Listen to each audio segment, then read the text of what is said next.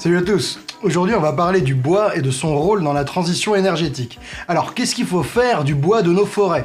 Ne pas y toucher, en utiliser une partie pour faire des objets, des meubles ou des maisons, ou le brûler pour nous chauffer en hiver, voire même pour produire de l'électricité dans des centrales. Dans cette vidéo, on va se focaliser sur un usage du bois, le brûler pour produire de l'électricité.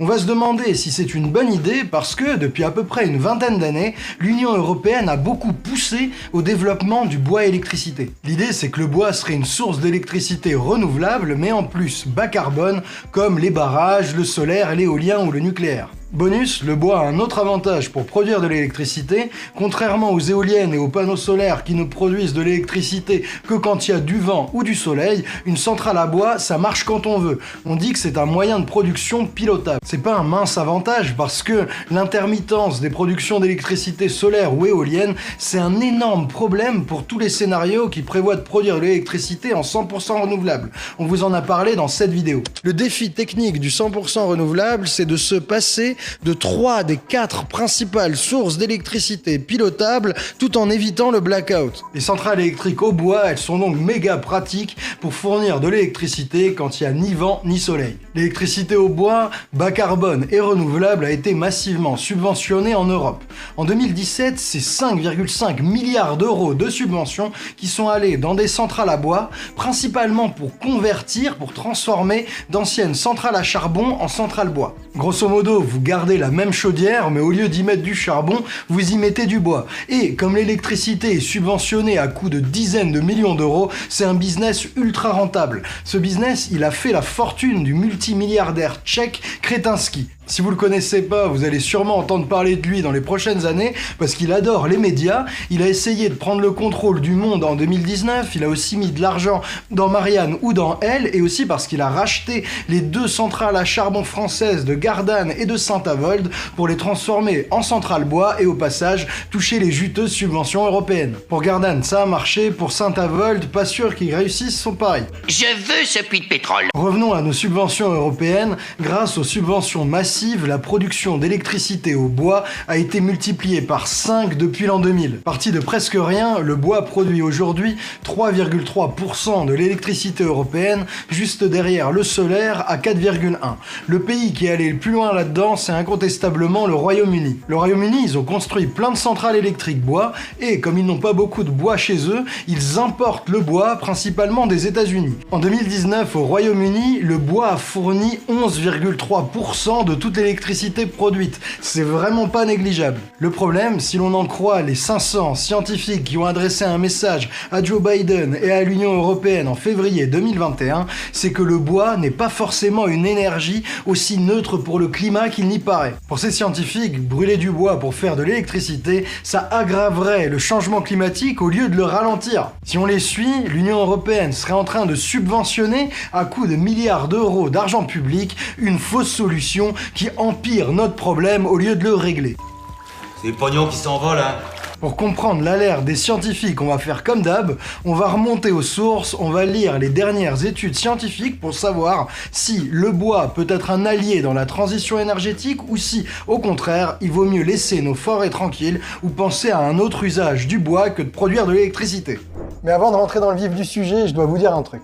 La vidéo que vous êtes en train de voir, elle vient de notre site Osons Comprendre. Et c'est grâce aux abonnés du site qu'on peut aujourd'hui la passer en accès libre, du coup, un grand merci à eux. Mais surtout, je dois vous dire qu'il y a quelques jours, on a sorti notre premier livre, L'avenir de l'énergie. Avec ce livre, on a voulu répondre à la grande question, comment est-ce que la France peut, en 30 ans, sortir des énergies fossiles, le pétrole, le charbon et le gaz, qui détruisent le climat, sans en passer par la case effondrement économique. On y aborde le rôle que peut jouer le bois, alias les bioénergies. On parle aussi du nucléaire, des renouvelables, de l'hydrogène, de la voiture électrique et de la place que peut avoir la sobriété. Sur tous ces sujets, quand vous entendez le débat public, faut avouer qu'on entend tout et son contraire. Des fois c'est la solution miracle, des fois ça marche pas du tout et ça a que des défauts. Nous, on a voulu faire le livre clair, honnête, sourcé, pour que vous puissiez vous repérer. Bref, avec ce livre, vous aurez tout ce qu'on a appris sur l'énergie ces 5 dernières années, mais en un seul lieu, en un seul bouquin, avec les graphes et les sources si vous voulez aller plus loin. Vous trouverez notre livre chez votre libraire préféré, à la Fnac, chez Cultura et évidemment partout en ligne. En attendant, je vous souhaite un excellent visionnage de vidéo.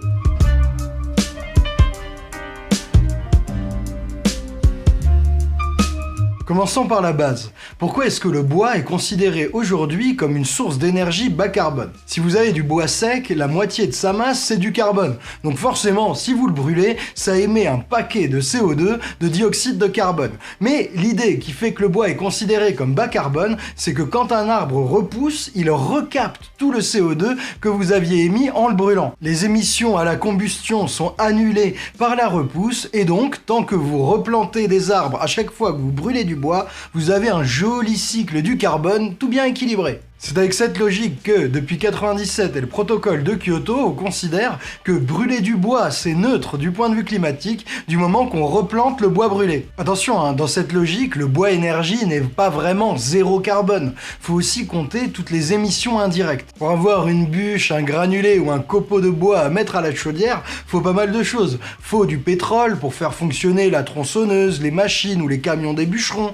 Faut aussi de l'énergie pour faire fonctionner la scierie ou même parfois pour sécher le bois, et il vous faut encore du pétrole pour alimenter les camions qui vont ramener tout ça jusqu'à la chaudière qui fera de l'électricité. En comptant toutes ces émissions indirectes, le bois utilisé pour la production d'électricité émet entre 20 et 40 grammes d'équivalent CO2 par kilowattheure selon le type de bois que vous utilisez. C'est pas zéro, mais c'est très peu et ça place incontestablement le bois parmi les sources d'électricité dites bas carbone. Ça, c'est si on suit les règles de calcul actuelles et qu'on ne compte pas toutes les émissions de gaz à effet de serre liées à la combustion. Si on les ajoute, la donne elle change radicalement. Quand on compte les émissions de gaz à effet de serre en sortie de chaudière, une centrale électrique au bois, elle émet énormément de gaz à effet de serre, encore plus que la pire des électricités, le charbon.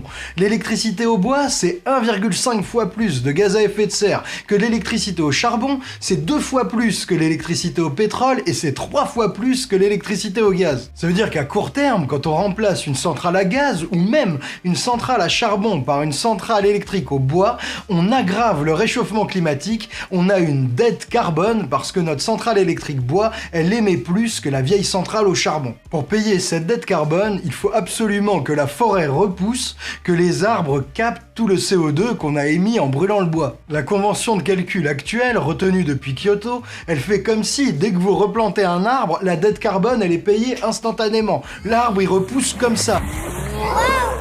Évidemment, dans la réalité, ça ne se passe pas comme ça. Et toute la question, vous devez commencer à le capter, c'est combien de temps faut-il attendre en réalité pour que la forêt repousse assez pour compenser toutes les émissions qui ont eu lieu pendant la combustion du bois.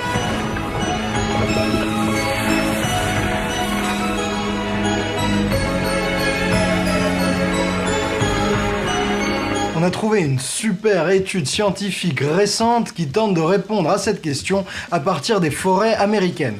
Elle étudie 8 types de forêts qui combinent ou associent plusieurs essences d'arbres différents. Il y a des noyers, des chênes, des hêtres, des pins, des bouleaux ou encore des érables. C'est des forêts américaines, certes, mais vous avez vu, c'est pas des arbres si différents des nôtres. Et les granulés de bois américains, ils constituent 60% des importations européennes de granulés. Les plus gourmands en granulés américains, c'est incontestablement les Anglais. En Angleterre, les granulés américains, c'est même la première source d'électricité au bois. Et ils sont pas seuls, les Belges, les Néerlandais, les Danois, ils importent aussi des granulés de l'oncle Sam pour faire fonctionner leur centrale bois électrique. Alors à votre avis, combien de temps met une forêt qui repousse à capter assez de CO2 pour qu'une centrale électrique au bois émette autant qu'une centrale électrique charbon? 1 an? 10 ans? 50 ans? 100 ans? Réponse B. Ultime bafouille. C'est mon ultime bafouille, Marcel. Si les granulés de bois proviennent des forêts américaines, eh bien il faut attendre entre 60 et 90 ans pour que la centrale à bois devienne moins pire qu'une centrale électrique au charbon. La fourchette dépend de la méthode forestière. 60 ans, c'est si on ne coupe que 25% des arbres à chaque fois, et 90 ans, c'est si on fait ce qu'on appelle une coupe rase. Une coupe rase, le nom est assez parlant, ça ressemble à ça. La coupe rase, c'est la méthode forestière la pire, à la fois pour le climat et pour la biodiversité, et malheureusement, elle est assez utilisée par les bûcherons parce qu'elle est beaucoup plus pratique et économe pour eux. Ces chiffres, ils font froid dans le dos. Si aujourd'hui, on produit de l'électricité à partir de bois issus des forêts américaines, eh bien, il va falloir attendre en réalité, pas dans les conventions comptables, jusqu'à 2100 pour que cette électricité bois ait moins émis de gaz à effet de serre que de l'électricité au charbon. Jusqu'à 2100 environ, on aura plus aggravé le réchauffement climatique avec notre centrale bois que si on avait cramé du charbon, la pire énergie fossile. Au bout de plusieurs siècles, malheureusement, notre électricité au bois n'est toujours pas réellement bas carbone. Au bout de 100 ans, notre électricité au bois, elle émet toujours entre 600 et 800 grammes d'équivalent CO2 par kilowattheure. C'est à peine mieux que le pétrole et toujours moins bien que de l'électricité au gaz. Au bout de 500 ans, les forêts ont capté plus de CO2, mais on est toujours à 130 grammes par kilowattheure. Ça veut dire qu'on est encore loin du bas carbone, même après un demi-millénaire. On voit que la convention comptable actuelle, qui fait comme si les émissions du bois à la combustion étaient compensées par un arbre qui pousse immédiatement, cette règle, elle est complètement délirante.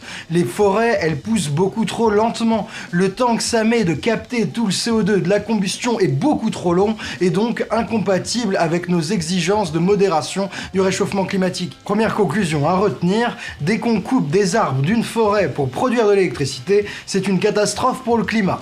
Des forêts qui poussent trop lentement, c'est pas nouveau pour les forestiers. Ils ont compris ça il y a bien longtemps, pas pour le climat, mais pour des raisons de rentabilité. Ça fait donc longtemps qu'ils ont développé non plus des forêts, mais des plantations d'arbres sélectionnés génétiquement pour pousser le plus rapidement possible. Un arbre à croissance rapide, c'est un bon avantage pour le climat. Ça permet de capter plus rapidement le carbone de l'air. Mais attention, il y a un gros prix à payer. Une plantation d'arbres à croissance rapide, ça stocke beaucoup moins de carbone au total qu'une forêt. Le sol, c'est hyper important. Rappelez-vous ce qu'on disait dans notre vidéo sur la déforestation, la moitié du carbone stocké par les forêts, il est dans le sol. Ce stock immense de carbone, il ne se trouve pas que dans les arbres. En gros, il y a 45% du carbone qui se trouve dans les arbres et les végétaux vivants, il y a 10% qu'on retrouve dans les feuilles mortes et le bois mort, et les 45% restants, c'est du carbone stocké dans la matière organique du sol. Une plantation bien en rang, c'est 50 tonnes de carbone à l'hectare, alors qu'une forêt naturelle ou même une prairie, c'est 80 tonnes de carbone emprisonné dans le sol. Quand vous transformez une forêt qui contient beaucoup de carbone dans le sol et dans les arbres en une plantation, vous avez une dette carbone que vous ne repérez jamais. Jamais la plantation ne stockera autant de carbone que la forêt. Transformer une forêt en plantation, c'est donc une perte sèche pour le climat et dans les statistiques, ça doit être compté comme de la déforestation. Maintenant qu'on sait ce qu'est une plantation d'arbres à croissance rapide, imaginons maintenant pour l'argument une situation idéale. Une situation où cette plantation, elle n'a pas de dette climatique initiale parce qu'elle n'a jamais remplacé une forêt ou une prairie. Dans cette situation idéale, qui est celle que considère l'étude scientifique de 2018, en combien de temps ces pins à croissance rapide captent assez de CO2 pour compenser les émissions liées à la combustion. Alimenté par du bois issu de plantations de pins à croissance rapide, notre électricité au bois devient meilleure que l'électricité au charbon beaucoup plus rapidement. Il lui faut entre 4 et 12 ans, 4 si c'est des coupes raisonnées et 12 ans si c'est des coupes rases pour devenir meilleur que le charbon. Du coup, pour le climat, ça marche de planter des arbres qui poussent rapidement. Mais le problème, c'est que même dans cette situation idéale, l'électricité au bois est loin d'être une électricité bas carbone. Au bout de 100 ans, dans notre situation idéale, l'électricité au bois émet toujours entre 90 et 120 grammes d'équivalent CO2 par kilowattheure. Et même 500 ans après les émissions, avec 70 grammes de CO2 par kilowattheure, on reste au-dessus des sources bas carbone et largement au-dessus des meilleures sources d'électricité que sont l'éolien et le nucléaire. Ça la fout mal, hein, parce que si on veut respecter les objectifs climatiques que se donne à elle-même l'Union européenne, c'est-à-dire réduire d'ici à 2050 de 80 à 95% toutes nos émissions de gaz à effet de serre, eh bien on va devoir réussir à décarboner très profondément notre production d'électricité. Et là, le cas le plus favorable, c'est un cas assez irréaliste, parce que si on développe massivement la production d'électricité au bois, il va falloir produire le bois supplémentaire pour satisfaire cette demande. Et on voit mal comment on va produire ce bois supplémentaire sans remplacer des vieilles forêts ou des prairies par des plantations à croissance rapide. Et donc, donc sans nous créer une dette carbone supplémentaire que ne prend pas en compte le chiffre du haut. Si, même dans ce cas hyper favorable et irréaliste, le bois émet toujours plus de 100 grammes de CO2 par kilowattheure au bout d'un siècle, on comprend que la décision de l'Union européenne de considérer le bois comme une source bas carbone d'électricité et de lui accorder des milliards d'euros d'argent public, ça apparaît comme une décision délirante. Win the yes needs a no to win. Again the no. Pour être sérieux face à la contrainte climatique et pour tenir les objectifs climat que nous nous donnons à nous-mêmes, il vaut largement mieux produire de l'électricité avec des barrages, avec des panneaux solaires, avec des éoliennes ou des centrales nucléaires que de le faire avec du bois. Dernière question avant de se quitter, quel est le bon usage du bois ?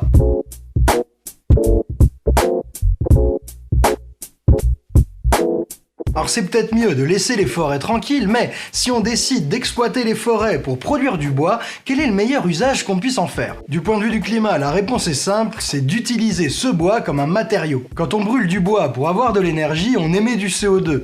Quand on construit un objet en bois, on fait l'inverse. On garde le CO2 prisonnier aussi longtemps qu'on l'utilise. Dans un cas, l'arbre qui repousse vient compenser les émissions liées à la combustion du bois, alors que dans l'autre, l'arbre qui repousse, il vient enlever du CO2 supplémentaire de l'atmosphère. En gros, les objets en bois, c'est comme une deuxième forêt qui stocke du carbone. Et ce puits de carbone, artificiel bien entendu, il stocke du carbone plus ou moins longtemps. Quand c'est une serviette en papier ou un emballage en carton, ça dure vraiment pas longtemps. Mais même si on stocke le carbone peu de temps, on aura au moins eu le mérite de remplacer du plastique, c'est-à-dire du pétrole, qui en fin de vie aurait fini par être brûlé et donc à créer des émissions jamais compensées. Mais quand votre objet en bois c'est une table, une chaise, voire même les poutres, la charpente ou les murs de votre maison, là c'est pas la même chose. Le stock de carbone, il dure des dizaines d'années, voire plus d'un siècle. À un moment où l'humanité galère à réduire ses émissions de gaz à effet de serre, avoir un usage du bois qui permet de retirer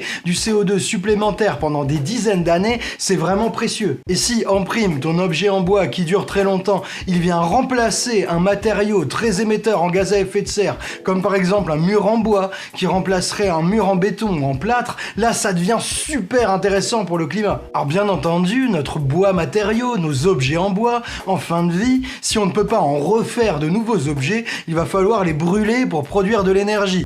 1000 tonnerres, ça y est, j'ai trouvé. Brûlons la maison. Ah oui, c'est une bonne idée, brûlons-la. Et quoi ? Et toute la différence, c'est qu'avant de les brûler, on aura gagné un temps précieux qui aura permis aux arbres de déjà largement repousser. Dernière chose, ne croyez pas que le bois matériau, c'est réservé aux bois nobles, aux bois d'œuvre, aux jolis troncs qui font des planches bien droites. Vous pouvez faire des panneaux de bois qui donneront des murs, des meubles en aggloméré, ou même du papier, et donc par conséquent du stratifié, avec des branches, des petits brindilles, des copeaux, des sous-produits industriels et même des poussières de bois. Aujourd'hui, les subventions au bois énergie rendent souvent plus rentable de cramer ces résidus de bois que d'en faire des objets. C'est l'inverse qu'il faudrait faire. C'est le bois matériau, sous toutes ses formes et à partir de toutes ses sources, les plus nobles comme les poussières, qu'il faudrait subventionner. Attention toutefois, il y a une limite, l'état de nos forêts et les risques de déforestation. Si on convertit toutes nos forêts en plantations de pins à croissance rapide pour les transformer en emballage en carton, pas sûr que ce soit une bonne idée pour le climat. Il est très possible que dans beaucoup de cas, le meilleur usage de nos forêts, ça soit de les laisser tranquilles. C'est peut-être mieux pour le climat, mais c'est certainement mieux pour protéger la biodiversité dont les forêts sont un des plus grands refuges. Maintenant qu'on a fait le tour de la question du bois électricité, il est temps de faire un mini récap et de conclure.